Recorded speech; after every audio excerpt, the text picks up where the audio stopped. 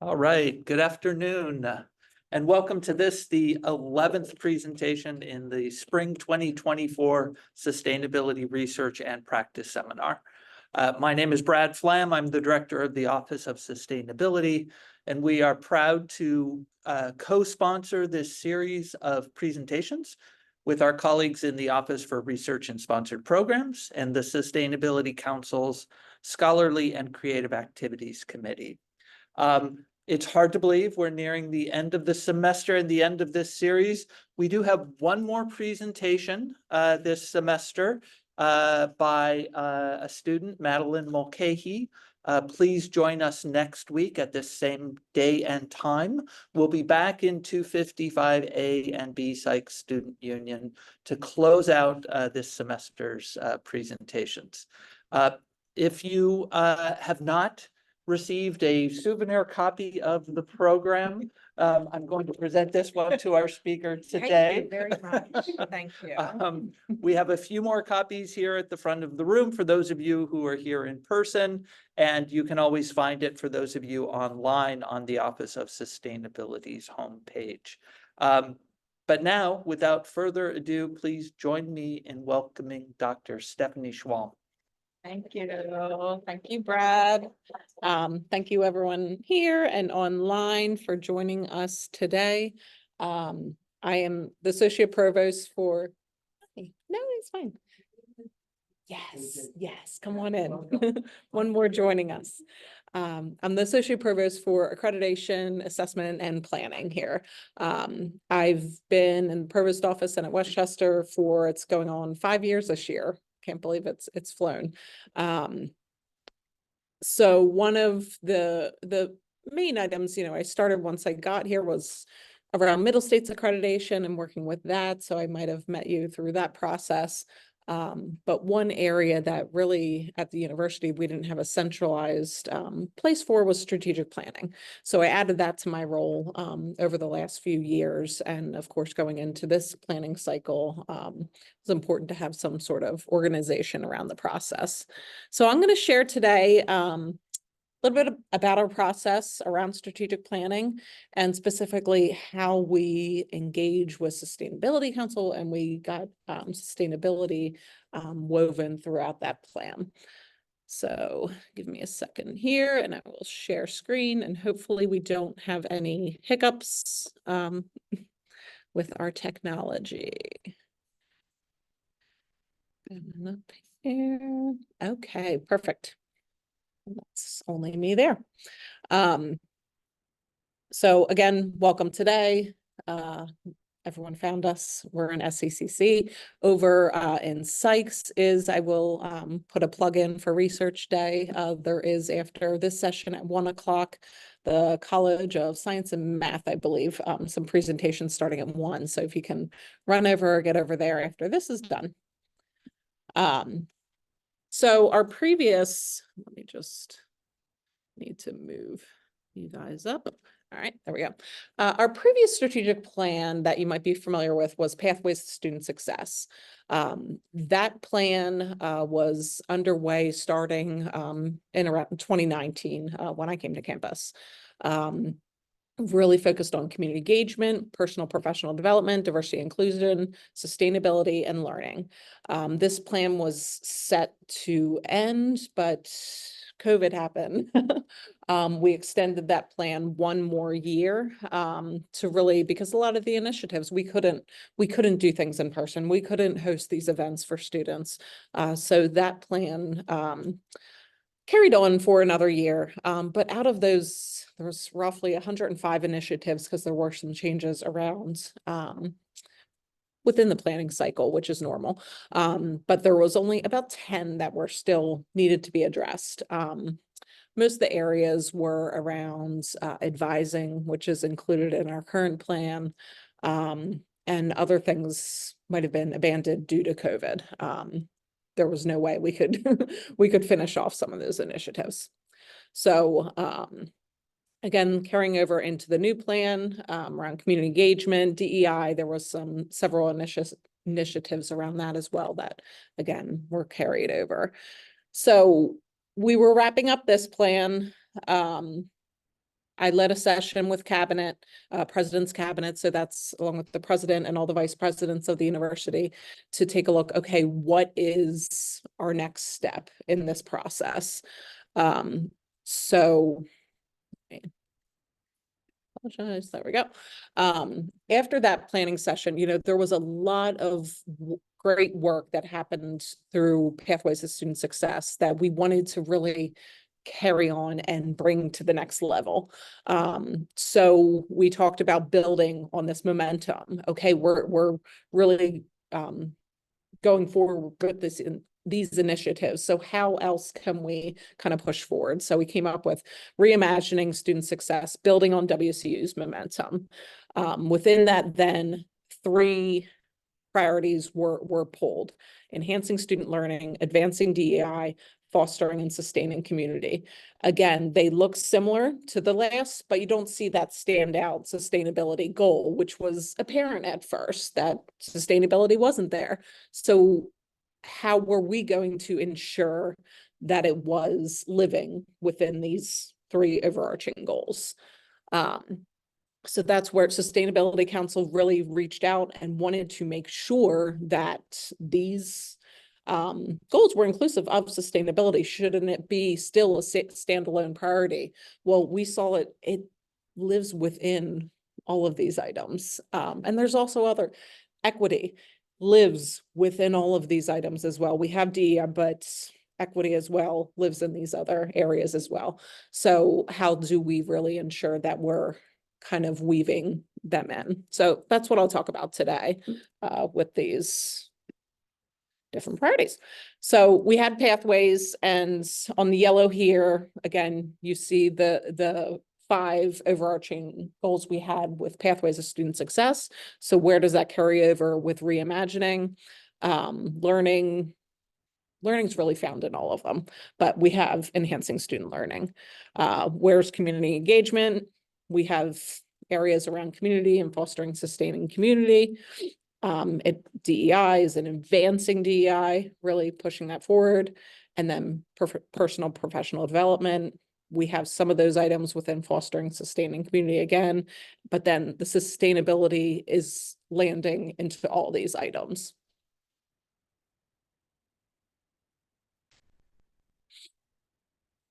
A lot what we talk about with strategic planning, which made it a good fit within, my role to oversee these processes.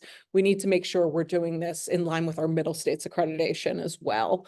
So if you're not familiar with Middle States is our institutional accreditation. So we need to hold this accreditation in order to be approved by the Department of Education to offer Title IV funds, so financial aid. You need to, but more so, Middle States accreditation really it's a continuous improvement process.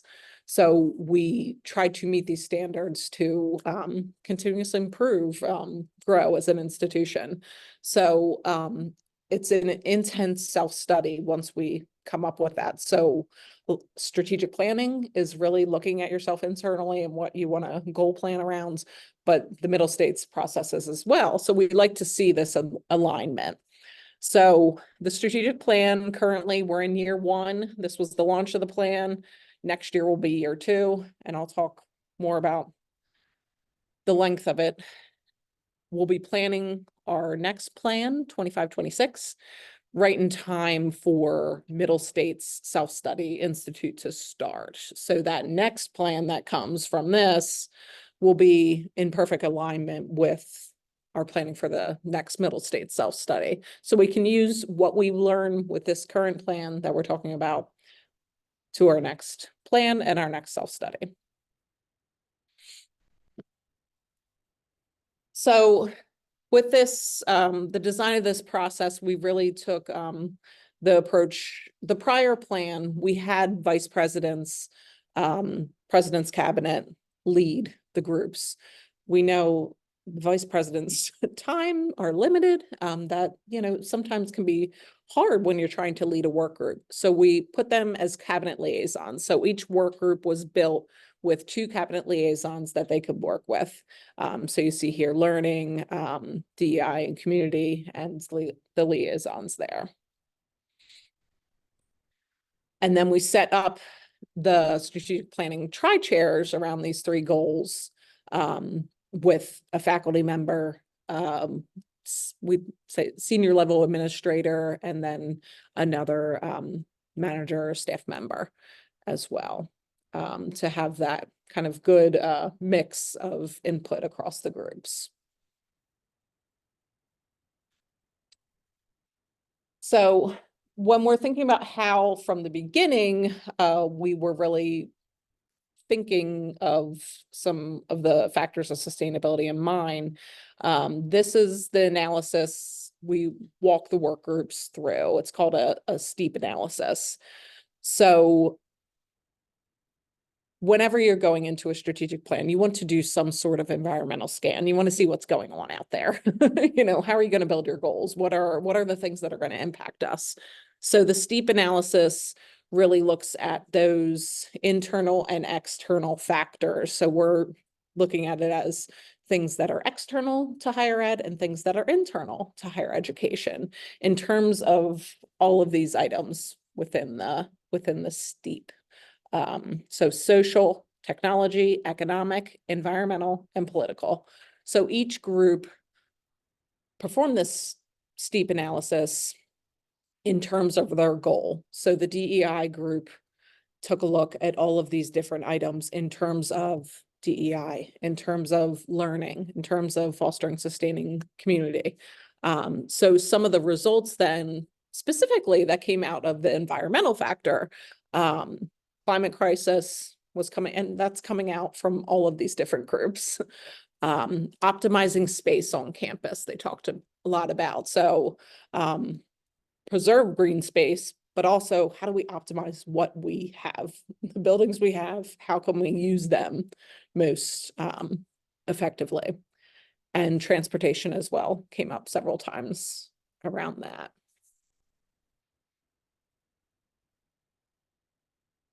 So after the analysis, we were really moving forward to launch this plan. And this analysis was taking place in right up to summer 2023. I would say end of this time last year, end of spring 2023, really, which we know in June then President Fiorentino announced his retirement. So we had to kind of, let's take a step back and think about this, because across the industry of higher education, when you think about strategic planning, it really needs the president's support, and it should be the college president, the institution's president, to guide this effort, to have their vision for the institution. So we said, okay, we were thinking a 3-year plan. Maybe we should scale this back at this point to a 2-year plan, so that this plan guides President Fiorentino through his last year. And then the next president, it will at least have a framework for them for their first year, which is good. And then that first year, the new president can think about the direction we want to go next. So this time last year and last summer, we were kind of, it was taking the work groups time and kind of reworking things, because we had everything laid out for a 3-year, cycle. So at that point, reimagining what we're doing with the plan, along with reimagining student success. So going through the fall, then we rewrote those initiatives to be on a 2-year cycle, hence launching midway through year 1 in January, which we'll go through the plan then, and I'll show you how we're integrating sustainability. But a lot of these things that we outlined, they were already happening. We didn't need to officially have the launch. They were happening regardless of whether this was launched or not. So I'll take a pause real quick. Let me just make sure, no, that's your chat. If there was any questions from anybody, I'm going to pop over to the actual plan and make sure I share that screen. Stop share and share again.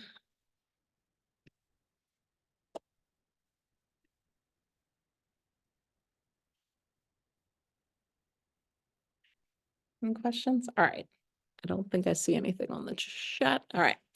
So you can access, if you haven't been there yet, it's okay if you haven't. There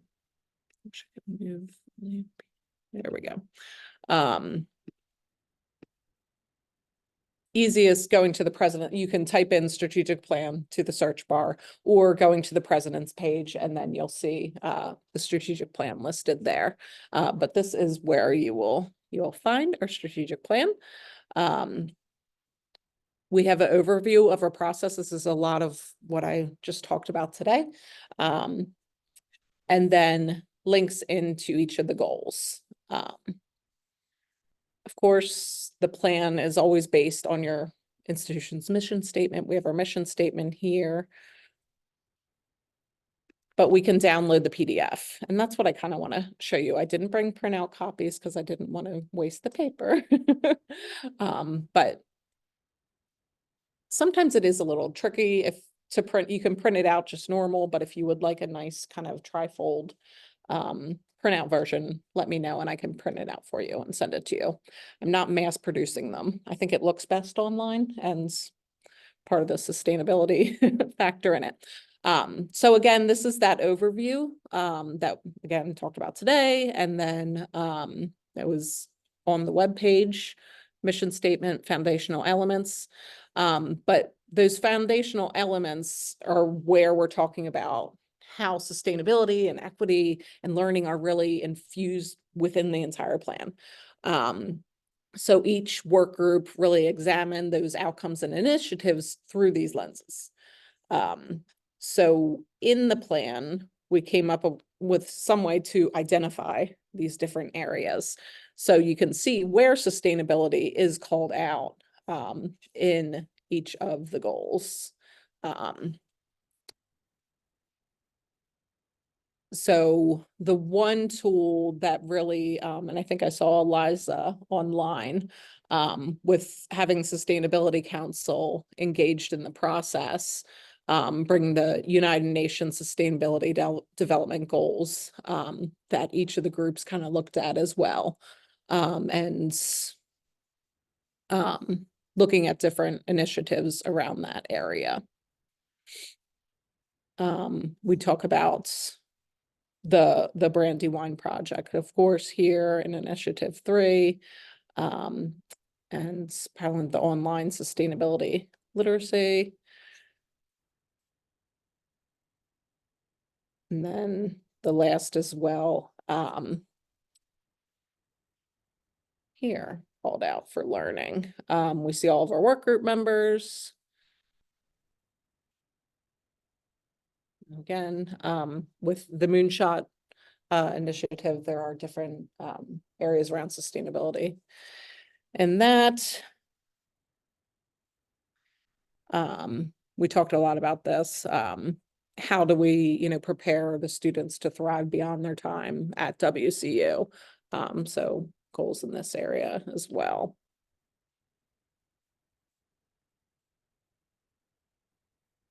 Fostering sustaining community again.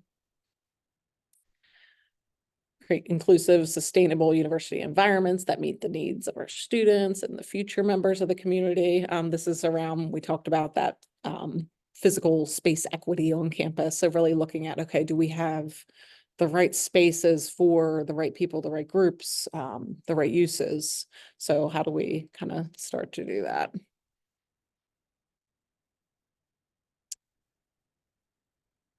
So I encourage you to kind of take a closer look at this. The next way you can dig in, then you saw where they're linked there. So let's go to fostering sustaining community. Once we click on that tab, it kind of gives you more information. So we just talked about the inclusive, sustainable environments. So outcome 3. So we have initiative 1, promote physical space equity on campus. This is the yearly action items that the work groups plan to make sure we take in order to achieve these goals.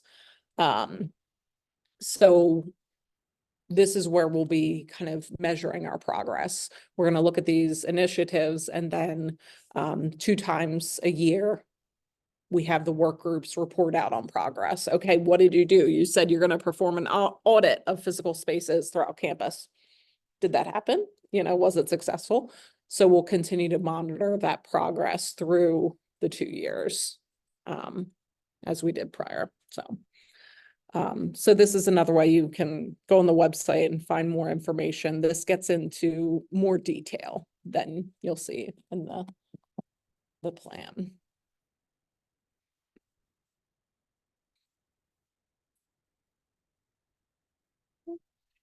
And we can click to all the others as well, and to see there. At the bottom, there is a contact strategic plan. So that's a way you can ask questions. That goes to myself and Andy Lehman, who's the chief of staff. So yeah, if there's ever any questions, concerns, you can always contact us there. Again, references. This isn't something we did before, but this planning process, once we were going through that steep analysis and really looking at those external factors and trying to find things that relate, we used a lot of sources for this information. So we thought it would be good to kind of spell out what the groups were using. So we have that United Nations Sustainable Development Goals. This is a great report, the Equity Excellence Imperative, the Boyer Commission, and it lays out how to kind of increase equity, for students within, their time. So there's a lot of good resources here that you can use for different areas as well. All right. Well, with that, I'll open up for questions. Let me just pop back to my slides real quick. I think I covered everything. Yeah, in the slides. Yeah. Oh, hand up. Cheryl, do you want to unmute? And I'm going to just turn the volume up and hope everybody can hear. If not, I'll repeat. Listen, I'm going to turn my camera on and see if I'm in an unembarrassing place in my house. Oh, that's not going to work. All righty. Thank you so much for this presentation, because, the strategic plan is really just so important for the institution. I chair the curriculum committee of the Sustainability Council. And so we're very involved in a lot of the things that the plan promotes. And we were just thrilled to see all of this stuff throughout the plan. We're already working on a lot of these things. I saw the LLCs, like the Living Learning Community. Our group was like one of the first off the blocks in order to get one of these started. We actually proposed it before lockdown, and now it's finally launching in fall of 2024. So we got a minor. We run the Brandywine Project faculty version, which, as you know, is now going to be PASHI wide. Yes. So we're coordinating it through the chancellor's office. So we're really expanding that. Mm-hmm. So that is the side that's really exciting. The side that worries me when I look at some of these goals is my committee is a group of volunteers, right, who are adding to the service that we already provide to the institution, as well as the teaching and our research, et cetera. So we are a limited pool of energy and time. And I know that Brad's office, he's not going to be, he's not going to say this, so I'll say it for him. He's two people plus Noor, who takes care of the GNA. And they're involved in everything having to do with sustainability on campus. So I guess I'm interested in knowing where the support, especially in terms of time, maybe course release, et cetera, where that comes from in order to support all of these wonderful and ambitious goals that the plan lays out. Yeah. So I don't have all the answers, but I will, take some of this back and support, which I always do. The one thing we did when we were laying out this plan, especially after Chris announced his retirement and we shortened the time frame. President's cabinet was really clear, this needs to be initiatives, that we have current support for, that we're currently working on, that's currently, even or budgeted for if it's, any of the items in there. So sometimes strategic plans have a bucket of money. And if it meets a strategic priority, that's where the funds come from. There are no strategic plan funds for this plan because of the short length. But moving forward with Dr. Bronowski coming in as the next president and knowing we will have a more robust strategic planning process the next rounds, there will be, I cannot say because I'm not in charge of the funds. I don't have a budget. Right. But there will have to be some sort of plan for that, for the funds part. Now, in terms of sustainability and where that falls for current funds, I would try to kind of push through the current chain of command where sustainability falls. Sustainability reports up through university affairs. I'm looking at Brad. And through that area where, okay, we need extra GA for this. We need, AWA for this. We need, those items, and then start, and start building from there. Yeah, it's that literacy assessment and that program and the building of that program that, I mean, Eliza's already started this because she did the, sustainability census on campus last year. So we have some good data from that. So things are already underway. It's just that work would naturally fall to our committee. And and we don't have the bandwidth at this point. But thank you for indicating that, there's great hope on the way. Yeah. And I always try to advocate for it. Thank you. Thank you.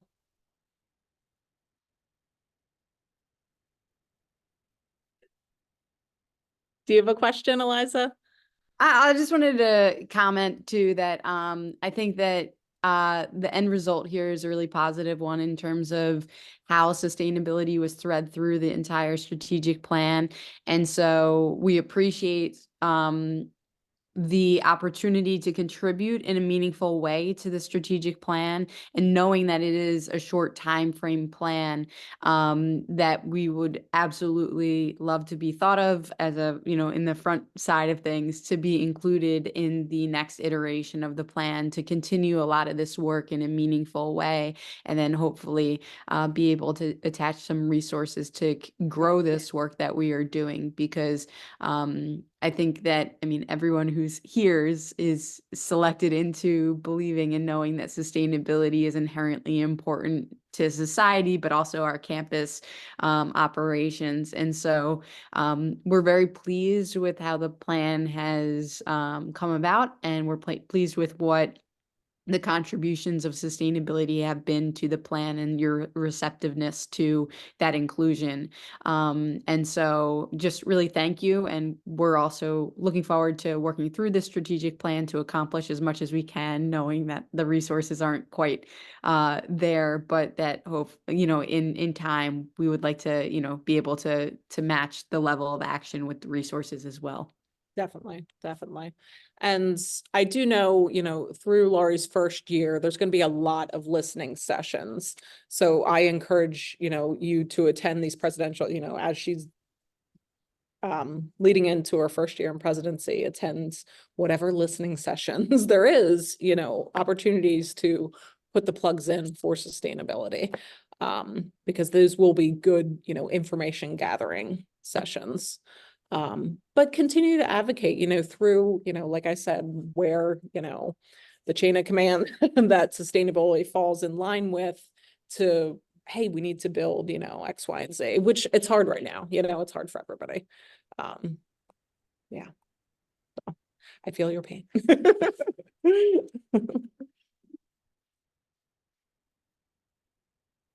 question. I find in talking to groups on campus, students, faculty, staff, that many people are often familiar with the fact that we have a climate action plan. In part because our office and the Sustainability Council works hard to make sure that that document is familiar to people. Yeah. It is very rare for me to ask for a show of hands for particularly students who are aware of the fact that we have a strategic plan and that it sets a vision for what the university can accomplish. Now, perhaps a strategic plan is in some ways more geared towards employees than to students, but I think that there's a lot of concepts in the strategic plan that students should be aware of. Yeah. Have you had the same experience? Do you have the sense that students aren't very familiar with this document? And do you have thoughts about how we can make it more accessible and better known to a larger audience? Yeah. I hope the folks on Zoom were able to hear that question. Yeah. Could we hear Brad? How can we make the strategic plan and just known that to students that we have one? And what is it? How can we get students engaged? So in the process, we did have student participation on each of the work groups. When we put the call out, there was not a lot of response. We did get enough though. You know, there were, pushing back now, my memory. We didn't select everyone on there. There were more student, reps, volunteers than we had room for. And same with faculty and staff, employees as well. There was about double what we had room for, volunteers to participate in the process, which is good. I do find, certain students will have more familiarity because, maybe they're in a program where they're talking about strategic planning, where they're, in general. So maybe a business program, our doctoral programs, of course, they might be more apt to know about it. There is opportunities. We need to expand on our mission days. We had mission days with strategic planning and with middle states. So continuing to do those, again, participation from students, not huge. But just trying to get the word out, through that in different ways. If anybody has ideas, please send them over. But again, the big lift this year was getting this plan rolling, getting it out there. So, but yeah, it's always hard. I have another question, but I Yeah. don't monopolize. Okay. Before I don't see hands. Well, another area where there has been a good amount of conversation, I think, concerns the fact that we have a good number of planning initiatives on campus. We have the climate action plan, IS&T and student affairs and other divisions have their own strategic plans.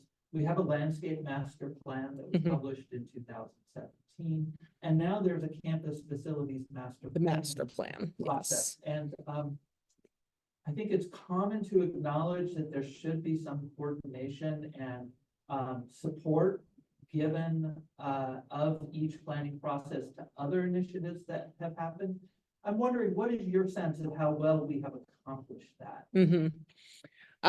Master plan for sure. I think we're engaged in that process, and that will be huge in coordination with the university strategic plan. So that definitely they will be, hands in hands.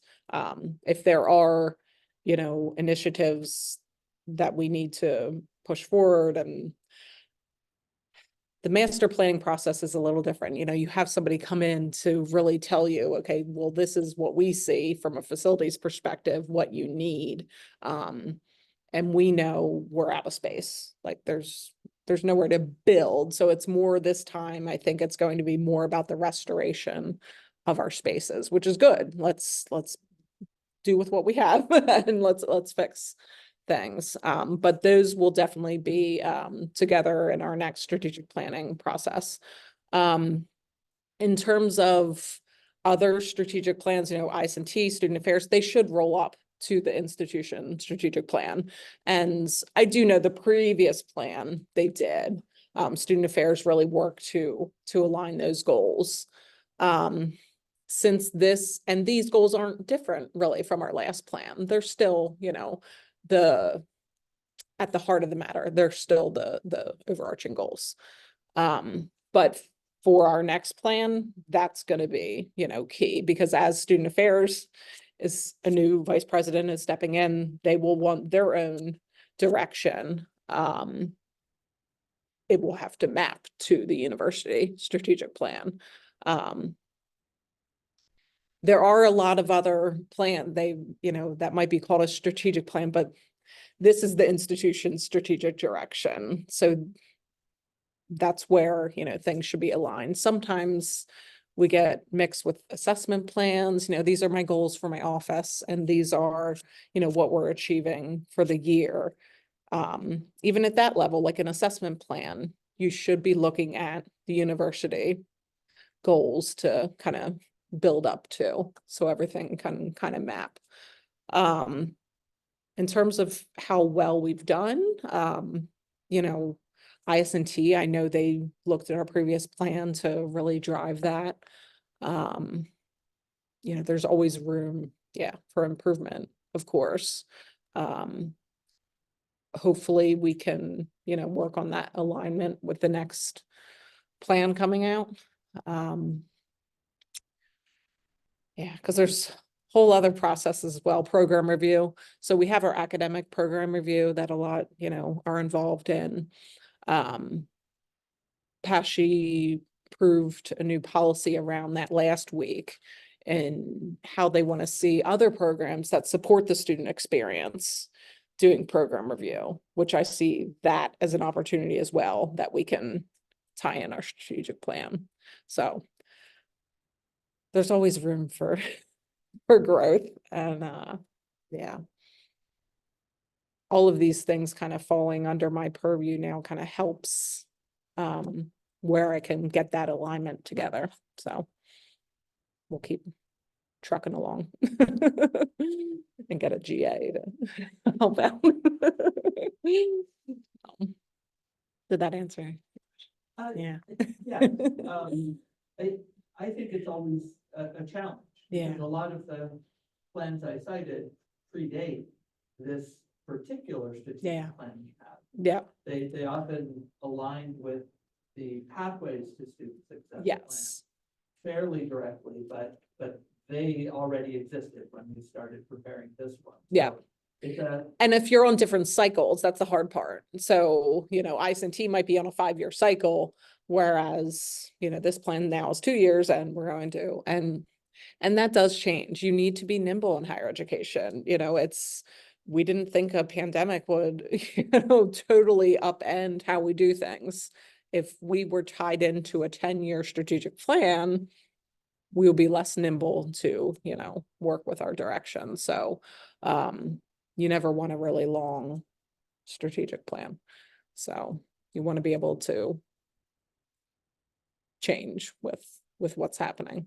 So, and engage in that process again. Okay, let's get, you know, a big group of people together to really analyze this again, because things change in 3 years and 4 years. Mhm.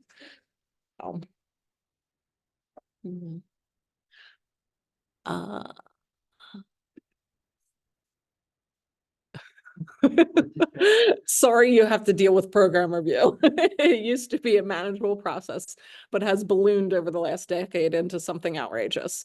You don't have to just yes, and I just met with Eleanor Shevlin, who is a saint and has really helped guide this process.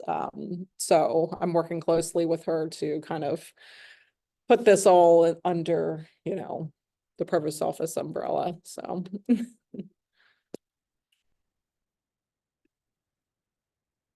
oh, She used to do Eleanor's job. Okay, do you want to help out again, Cheryl? Hard pass, Stephanie, hard pass. Right. Oh, okay, So we're approaching the halfway point. okay. Oh, sorry. Oh, yeah, we're at 12:45. No, I mean the halfway point of the plan. Oh, yeah, Yeah. yes. Is there going to be sort of a status? So Okay, in so- May, yes, in May, all of the leads within the work groups will report out on progress. So I didn't talk at all about Naventive is the new track dat that we upgraded over the last year. If you're a faculty member and you are involved in the assessment and student learning process, you've seen it's a new platform. There's opportunity for dashboards, which I'm super excited about, where we'll be able to kind of data visualization, for updates on progress. I think that'll help too with students, if there's a catchy, graphic in order to show where we're at. So that'll happen in May and then in November and then the next May, and then we'll have our final kind of report on the progress. So, yes, so excited for that. Probably, once we couldn't build the dashboard without the data.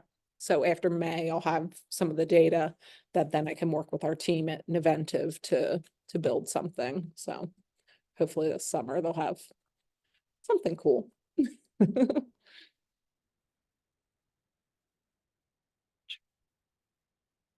Yes. Yeah, and Hlusky Fowler is one of the tri-chairs, so they're working on, gathering updates from their different contacts within the initiatives to be able to report out on progress. Yeah.